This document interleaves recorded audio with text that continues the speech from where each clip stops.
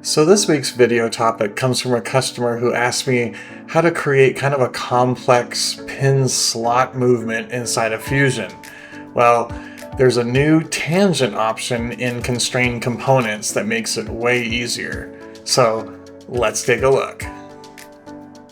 So the customer was asking about how to create the interaction between like this yellow part and this pink part. I think it was like some kind of a drawer or something that could slide out and rotate down or rotate up or something like that, if I remember correctly. Now, you could try and use, like, for example, as-built joints and, try and use the pin slot where we could select both of these components and then maybe specify a direction. And you can see that sort of works.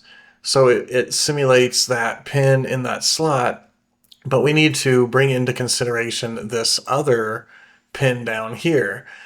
And if I try and create another as-built joint, it already knows that there's a relationship already.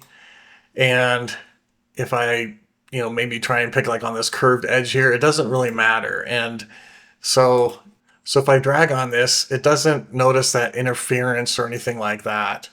So here, maybe I could use, for example, contact sets, etc. Well, instead, I'm going to show that you can use the constrain components. So right now, I have no relationship whatsoever here. So I'm going to say constrain components. Now, this pink part, which is component 1, is anchored so it can't move. So I'm going to say I want that face and that face to be planar. So if I just say OK and I drag this now, that face is going to stay put. It's going to stay rubbing against that back face there. I'll go ahead and edit that constraint. And now we'll add in another constraint. And this is the new command right here, this tangent option.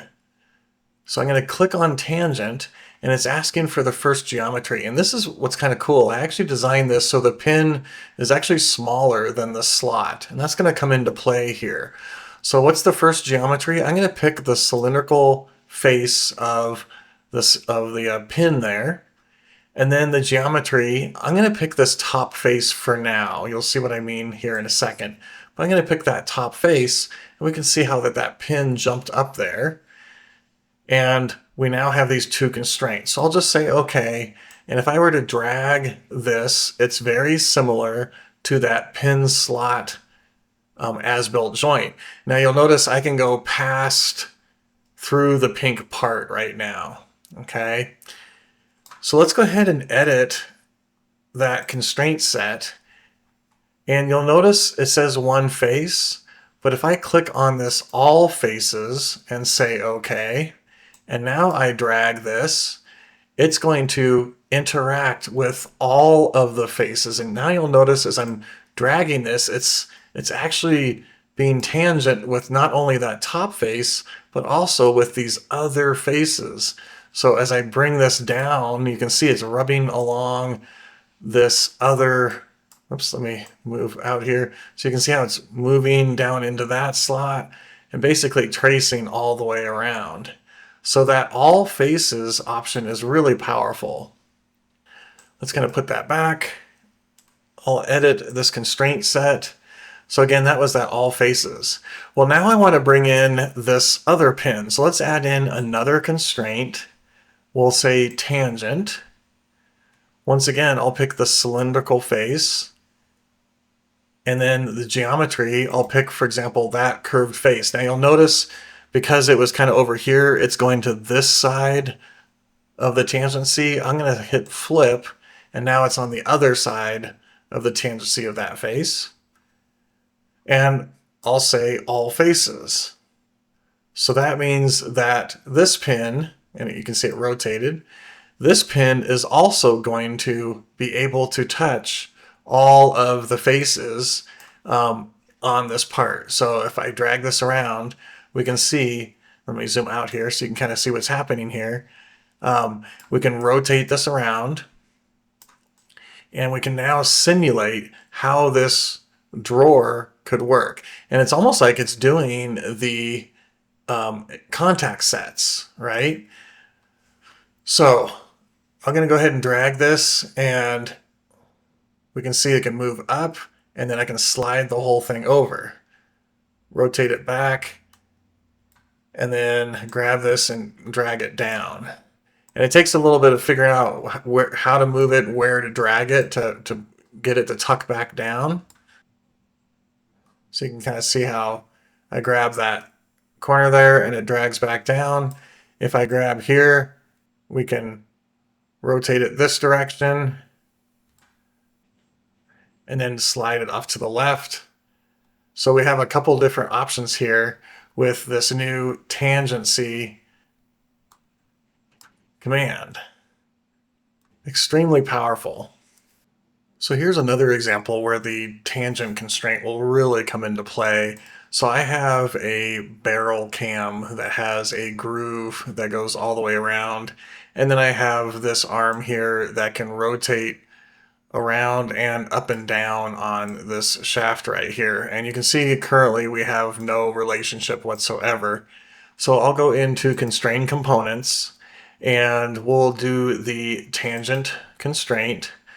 So I'll say I want this geometry to follow this geometry. So I'll go ahead and click here. Now you'll notice it didn't select the whole thing, so I am going to say all faces. And let's just say OK. And let's just kind of zoom up on this a little bit. As I start to rotate, we can see how this cam is following, and it's actually going to roll to the other side to touch this other face. It's pretty amazing. So I'm going to go ahead and rotate this, and we can see how, let me rotate this around so you can see how that cam is following that groove. And as we keep rotating around, how it's going to rotate this arm to follow that groove. Now it is doing kind of like that live calculation as it's trying to figure out what face to be touching. And you can see if I go too fast, it loses how to solve. So you kind of have to go a little bit slow because it is basically doing the enable all contact is what's kind of happening here with the tangent. But you can see as I'm rotating this cam around how it's figuring that out and rotating that through this groove.